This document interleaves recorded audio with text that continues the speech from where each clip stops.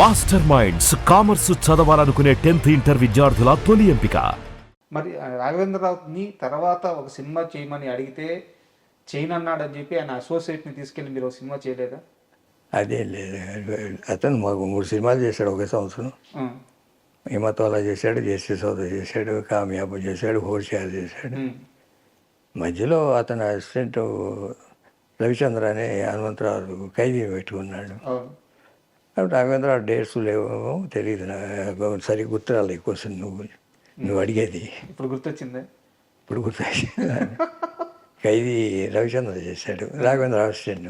రాఘవేంద్ర అయినా ఒకటే, అసిస్టెంట్ అయినా ఒకటే. హనుమంతరావు ఆయన సిద్ధాంతం ఏంటంటే పట్టుబట్టి తీసుకెళ్లారంటగా. ఎవరైనా ఒకటే నాకు. ఇది మీ అన్నదమ్ముల్లో ఉండే మొండి ధైర్యం. సార్ ఇక్కడ నాకు ఒక చిన్న డౌట్ సార్. తెలుగులో సినీ ఎన్టీఆర్ గారి సూపర్ హిట్స్ ఉన్నాయి, అలాగే చిరంజీవి గారి ఖైదీ కానీ, ఇలా తెలుగులో సూపర్ హిట్స్ అయిన సినిమాలన్నింటినీ మీరు హిందీలో వేరే హీరోలతో అక్కడ డబ్ చేస్తున్నప్పుడు, అక్కడ రీమేక్ చేస్తున్నప్పుడు ఎప్పుడు కృష్ణ గారితో చేద్దామన్న ఆలోచన రాలేదా? హిందీలోనా? ఆ, ఆయనకి ఇంట్రెస్ట్ లేదు. ఇంకో భాషలోకి, తమిళ్లోకే ఇంట్రెస్ట్ లేదు, ఉమ్. హిందీకి అసలు ఇంట్రెస్ట్ లేదు. ఎప్పుడైనా డిస్కషన్ జరిగినాయా? ఇంట్రెస్ట్ లేనప్పుడు ఇంకా డిస్కషన్ ఉంటుంది. అసలు ఇప్పుడు తమిళ్లో చేయడానికే ఇంట్రెస్ట్ చూపిస్తలే. ఉమ్, చాలామంది తమిళ ప్రొడ్యూసర్లు అడిగారు ఉమ్. యాక్ట్ చేయమని, ఇంట్రెస్ట్ చూపిస్తలే. సార్ చాలామంది చిరంజీవి ఖైదీ సినిమా కృష్ణ గారిదే, కొన్ని కారణాల వల్ల లాస్ట్ మినిట్లో చిరంజీవి గారు వచ్చి చేరారు ఖైదీలో అని చెప్పి చెప్తారు. అసలు ఖైదీ సినిమా బ్యాక్డ్రాప్లో ఏం జరిగింది మీకు తెలిసి? అంటే డేట్స్ అడ్జస్ట్ అవ్వలేదు.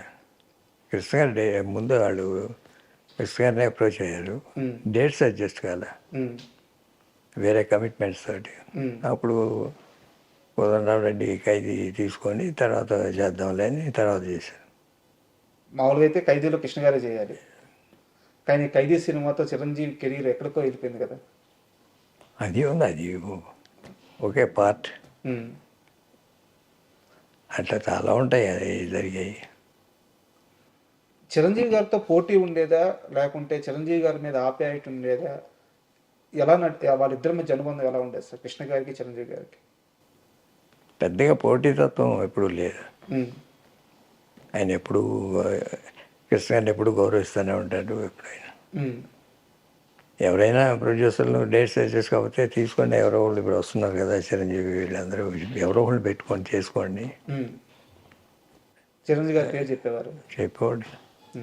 అంటే చాలామంది ఏమంటారంటే ఈ స్టారు పోటీల్లో కృష్ణ గారు బ్రిడ్జ్ లాంటి వారు. ఎందుకంటే ఎన్టీఆర్ని ఆరాధించారు, ఎన్టీఆర్తోనే పోటీ పడ్డారు, తర్వాత తరంలో చిరంజీవికి పోటీగా నిలిచారు, కొన్ని సంవత్సరాల పాటు చిరంజీవి కంటే టాప్లో ఉన్నారు.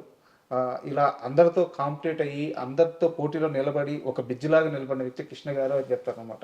అందుకని ఈ ప్రశ్న అడిగాను. అది పోటీ అంటే సినిమా తరంగా పోటీ అయ్యే తప్ప మన సినిమా బాగుండాలి. అప్పుడు సింహాసనం చేసినప్పుడు, ఆ రోజుల్లో సింహాసనం చేసేటప్పుడు అందరూ పెద్ద హీరోలే, చిరంజీవి గారు కానీ బాలకృష్ణ గారు కానీ వీళ్ళందరూ. బట్ అయినా దానికి అబోవ్ వచ్చేసింది కదా సింహాసనం ఓపెనింగ్ అనేది, ఇప్పటికీ చెప్పుకుంటూ ఉంటారు. అవును. ఎందుకంటే ఆ డేస్లో అది హైయెస్ట్. సింహాసనం సినిమా గురించి ఒక చిన్న వీడియో చేశాను సార్ నేను. అంటే ఒక జర్నలిస్ట్ని తీసుకొచ్చి సింహాసనం స్పెషల్ అని చెప్పి ఒక చిన్న వీడియో చేస్తే, ఆ వీడియో 1,00,000 వ్యూస్ వెళ్ళింది యూట్యూబ్లో. వెళ్ళిన తర్వాత కింద కామెంట్స్ చూస్తే సింహాసనం సినిమాకి ఎంత ఫ్యాన్ ఫాలోయింగ్ ఉందంటే, అది అప్పటి బాహుబలి అని చెప్పి ఎంతమంది కామెంట్లు చేస్తున్నారు. మా తరం చూసిన బాహుబలి ఈ సినిమా అని చెప్పేసి. ఆ గ్రాండియర్ కానీ, ఆ పాటలు కానీ, అసలు సింహాసనం సినిమా గురించి, ఆ బ్యాక్డ్రాప్లో జరిగిన ఆ వర్క్ గురించి కాస్త చెప్పండి సార్.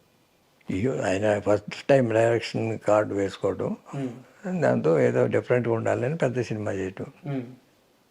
ఓపెనింగ్ రోజులు ఇప్పుడు మామూలుగా విజయవాడ ఉంది, రాజు సార్ ఆ రోజున 144 సెక్షన్ పెట్టారు. ఆ స్ట్రీట్లో వెళ్ళాలంటే టికెట్ చూపిస్తే కానీ అలౌ చేయలే. అంటే ఓపెనింగ్ సంగతి చెప్తాను. సార్ అప్పుడు 2 థియేటర్లు వేస్తే ఎక్కువ, అది 5 థియేటర్లు వేశారు పెద్దవాళ్ళు. రాజమండ్రిలో 5 థియేటర్లు వేశారు. అయినా 100 days ఫుల్ అయిన థియేటర్లు చాలా ఉన్నాయి. వైజాగ్ చిత్రాలయ కానీ ఇవన్నీ 100 days also full. 70mm convert చేసిన థియేటర్లు ఉన్నాయి. ఫస్ట్ టైం 70mm ఆ సినిమా కోసం. కానీ పద్మాలయ చాలా రిస్క్ చేసి సింహాసనం సినిమా చేసింది అని చెప్తారు, నిజమేనా? ఫైనాన్షియల్గా రిస్క్ ఏం లేదు. రిస్క్ అంటే బడ్జెట్ బడ్జెట్ ఎక్కువ అయినా వస్తుందనే ఉద్దేశంతోనే కదా బడ్జెట్ పెట్టేది. అసలు పద్మాలయ వచ్చిందే దానికోసం కదా, కృష్ణ గారి కోసం అంటారు. ఎన్ని దశాబ్దాలు కలిసి వ్యాపారం చేసేస్తారు మీరు, మీ ముగ్గురు అన్నదమ్ములు? అన్ని దశాబ్దాలు ఇప్పటి వరకు కలిసే ఉన్నాం. ఇప్పటికీ it is a family concern. Sir, ఒక్క రూపాయి దగ్గర తేడా వచ్చి కొట్టుకొని విడిపోయి తిట్టుకొని విడిపోయి అన్నదమ్ములని బయట చాలా మందిని చూస్తున్నాను. నాకు తెలిసి పుట్టినప్పటి నుంచి 70 సంవత్సరాల ప్రయాణం మీ ముగ్గురు అన్నదమ్ములది. ఈ రోజుకి కూడా ఈ రూమ్ మొత్తం చూస్తే కృష్ణ గారి ఫోటోలు తెప్పించి ఇంకేమీ లేవు. అంతలా మీరు గుండెల్లో పెట్టుకున్నారు. మీ ముగ్గురు అన్నదమ్ముల మధ్య ఇంత ప్రేమ, ఇంత స్వచ్ఛమైన ప్రేమ, ఇది బిల్డ్ అవ్వడానికి కారణం ఏంటి? తొలి రోజుల నుంచి ఎలా బిల్డ్ అయ్యింది? మా అమ్మగారు పెంచిన విధానం అది. మాకు ఎప్పుడు భేదాభిప్రాయాలు లేవు. ఏదైనా సలహా చెప్తాము, బట్ ఫైనల్ డెసిషన్ ఎప్పుడు అన్నదే, ఏ ఇష్యూలైనా. బట్ మేము చెప్పేదాంట్లో 90% ఒప్పుకుంటారు ఏదైనా. ఎప్పుడన్నా ఆయన ఇట్లా కాదు ఇట్లా చేద్దామంటే అది ఫైనల్. ఆయన మందలిచ్చిన క్షణాలు ఏమైనా ఉన్నాయా ఏదో ఒక విషయంలో? ఎప్పుడు లేదు. ఎప్పుడు లేవు.